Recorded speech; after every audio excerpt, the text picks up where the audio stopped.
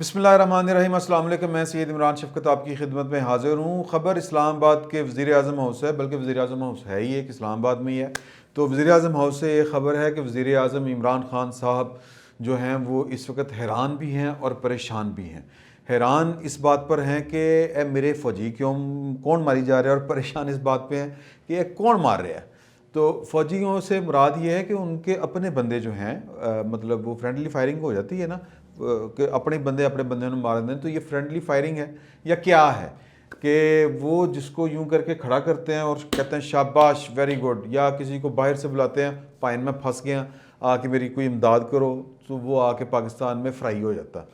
वो आता मदद करने हैं तो खुद आके डूब जाता है। तो इस तरह का मामला है। और ख़बर यानी मैं ज़्यादा इसको बात को क्या सस्पेंस रखना कि नैब जो है वो इस वक्त बहुत ज़्यादा मुतहरक हो चुका है और अपने ही खिलाड़ियों के खिलाफ मुतहरक होया पड़ा है। और वो क्या कहते हैं कि जी कि वो सबके मंजूर नज़र वज़ीर ख़जाना, जिनको बड़े चाव से, बड़े अरमानों से और मुशीर ख़जाना लाया गया। और ये भी क्या लतीफ़ा है कि वो करप्शन किया करता था। कौन? आसिफ जरदारी। उसकी पॉलिसियाँ गलत थीं। अच्छा, उसने मुल्क की इकॉनमी का बेड़ा गर्क कर दिया। Very good. तो कौन सी हफीज़ शेख सी? तो मैं बहुत अच्छा कर रहा हूँ, तुसी किनू लियांदा? हफीज़ शेख नू। बहरहाल वो हफीज़ शेख जो पाकिस्तान के ताकत के जितने मराकज़ हैं जहाँ पे उसकी रसाई है और वो मंजूर नज़र है, उसको नैब नोटिस जारी कर रही है कि भाएं तुसी $1 करोड़ दी खुर्द-बुर्द की आके साथ दो। 2 नोटिस जारी कर चुकी है नैब उनको, लेकिन वो कहते हैं कि अभी तक वो नहीं गए। और मतलब ये कि इस पे इमरान ख़ान साहब के का पहली बात है कि हैरान होना भी बनता है, और फिर हैरान होने के बाद परेशान होना भी बनता है कि यार ये मेरा वज़ीर ख़जाना द चैम्पियन वही महफूज नहीं है नैब के हाथों, तो जनाब मुल्क की इकॉनमी का की बढ़ेगा, जड़ी कि अल्हम्दुलिल्लाह नहीं, अल्हम्दुलिल्लाह नहीं कहना चाहिए, अफसोस वाली बात है, जिसका बेड़ा गर्क कर दिया हुआ है या हो चुका है, या इमरान खान साहब की अपना विजन है उसको बर्बाद करके रख देने में। तो बहरहाल, लेकिन फिर भी जो कोर टीम है, क्योंकि पाकिस्तान का सबसे बड़ा मसला है क्या इस वक्त इस हुकूमत के अंदर, कि ये इकनॉमिक फ्रंट के ऊपर नाकाम हो चुकी है। और अगर नाकाम हो चुकी है तो फिर वो उसने जिसने खड़ा करना है उसको कोशिश कर आके, तो वो तो वज़ीर ख़जाना ही है ना जी, जो जिसको IMF की आशीर्वाद हासिल है, जो वज़ीर आज़म का भी बड़ा लाडला है और जो हर तरफ से बड़े नखरे के साथ काम करता है। ये उन प्या कौन है? क्या असद उमर साहब कोई मोहब्बत निभा रहे हैं अपनी, या क्या असद उमर साहब अगर निभा रहे हैं तो क्या वो इतने अबव दी प्राइम मिनिस्टर हैं, सुपर प्राइम मिनिस्टर हैं? मेरा नहीं ख्याल कि इस तरह की बात है, क्योंकि अभी तक इमरान खान साहब हैरान होने के बाद जो परेशान हुए हैं, उस परेशानी का उनको जवाब नहीं मिल रहा और वो मिलेगा भी नहीं, क्योंकि वो जानते नहीं हैं शायद कि सियासत के खेल में जो खिलाड़ी हैं वो क्या क्या खेल खेलते हैं, किस तरह फाउल प्ले भी करते हैं और किस तरह राइट प्ले भी करते हैं। बहरहाल, एक और मामला है इमरान खान साहब के हैरान और परेशान होने वाला, वो ये है कि वो आए थे, वो चौधरी बरादरान से मिले थे, हालात बड़े क्रूशल हो गए हैं, हो चुके हैं कि सियासत पता नहीं किस तरफ को करवट लेती है। तो ऐसी सूरत में वो जिनको मुंह लगाना पसंद नहीं करते थे, जिनको वो पंजाब के चोर डाकू कहते थे, उनके हुजूर पेश हुए, उनके दरवाज़े पे हाज़िरी दी उन्होंने, जिनको वो किसी मीटिंग में बुलाना पसंद नहीं करते थे। इत्तेहादियों के साथ होता है ना कि बंदा एतमाद में लेने के लिए, यार ये मनसूबा है, ये मनसूबा है, फ़लाँ बात है, ये बात है। तो हालांकि वो नाराज़ तो होते रहते थे। तारिक बशीर चीमा साहब जो हैं वो दूसरे तीसरे दिन तड़ी करा दिया करते थे कि वो मैं नहीं आ रहा कैबिनेट मीटिंग में, तो तुसी साड़ी फ़लानी गल नहीं बननी। तो इमरान खान साहब ने वो जो नहीं था माई फुट, वो वाला रवैया अख्तियार किया हुआ था, लेकिन अब हालात वो नहीं है, उनको आना पड़ा और बहाना था कि जी चौधरी शुजात साहब की आदत करनी है, और आके उन्होंने जनाब वो गोडे गुडे जो हैं वो दबाए चौधरी शुजात के, और कहा भी कि जनाब के मुझे भी परवेज़ लाई ही समझें आप। तो हालांकि वो तो परवेज़ लाई को पंजाब का सबसे बड़ा डाकू कहते थे, तो एक दिलजले ने कहा कि ये अपने आप को पंजाब का बड़ा डाकू समझ रहे हैं। बहरहाल, ये तो खैर कहते हैं जोक अपार्ट। तो मामला ये है कि अब वो आके अपनी तरफ से मना के गए थे, नैब उत्थे भी जनाब कम चुका है। मंसूर खान साहब ने अपने एक दोस्त का हवाला दिया है, मंसूर अली खान जो एंकर है, उन्होंने ये खबर ब्रेक की है कि किस तरह करके मुनस अलाई के पीछे और चौधरी बरादरान के पीछे गुजरात, लाहौर, किस तरह करके पार्टियां से मुराद है नैब पीछे चढ़ी हुई है।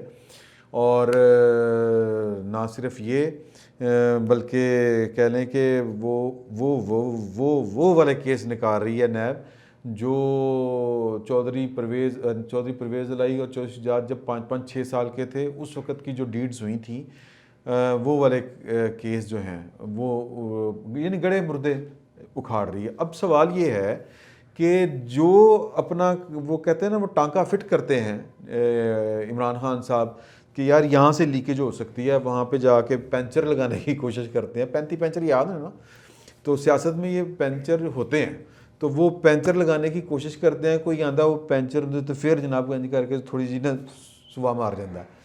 तो इमरान खान साहब परेशान है कि कौन कार्रवाई पा रहे हैं। तो भाई साहब बात ये है कि मैं आपको एक छोटा सा वाक़या सुनाता हूँ। अतर मसूद साहब हमारे एडिटर रहे हैं और वो पाकिस्तान के बड़े मोतबर सहाफ़ियों में से एक हैं।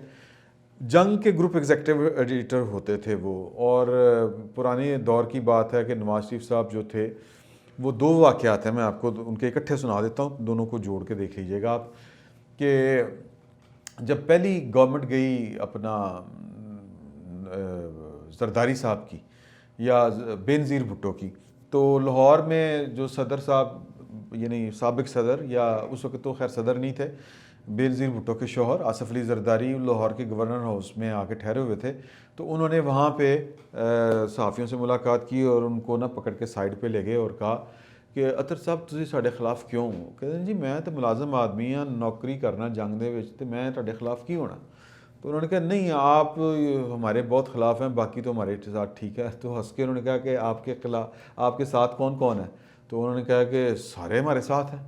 उन्होंने कहा सर तुसीं पता कराओ, आप पता करवाएं, कुछ लोग हैं जो आपके साथ नहीं हैं और उनके साथ होने या ना होने से फ़र्क पड़ता है। तो उन्होंने कहा कि नहीं आप तो एम ही छोड़ रहे हैं। तो अगले दिन वो उनकी जो गवर्नमेंट है बेनज़ीर भुट्टो की, वो ग़ुलाम खान साहब ने फ़ारिग कर दी थी। तो दूसरा वाक़या वो बयान करते हैं कि नवाज शरीफ साहब की गवर्नमेंट थी और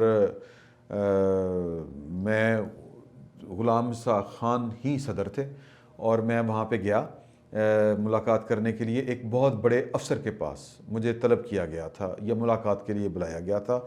और नवाज शरीफ साहब जो थे वो अपने वो क्या कहते हैं जी कि इक़्तिदार के नशे में सहाफ़ियों को भी, आपको याद होगा ना, जंग अखबार को बहुत ज़्यादा उन्होंने दीवार के साथ लगा दिया था।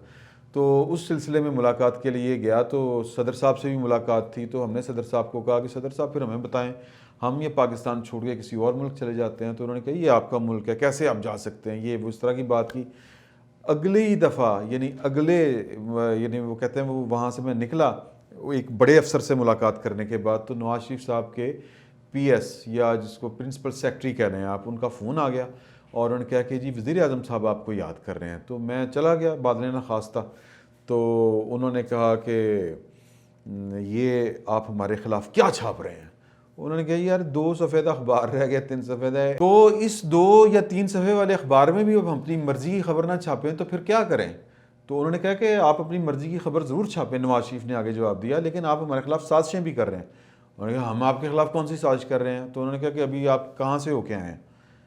तो कहते कहाँ से होके आए हैं? कहते उन्होंने मुझे बता दिया कि अभी आप फ़लाँ अफसर से मिल के आ रहे हैं और हमें पता है कि वो क्या कर रहे हैं। तो यही फ़र्क है कि नवाज शरीफ और इस तरह के सियासतदान जो होते हैं, खैर बाद में बेनज़ीर भुट्टो को भी पता चल गया था और जरदारी साहब तो फिर बादशाह बहुत ही तेज़ हो गए ना।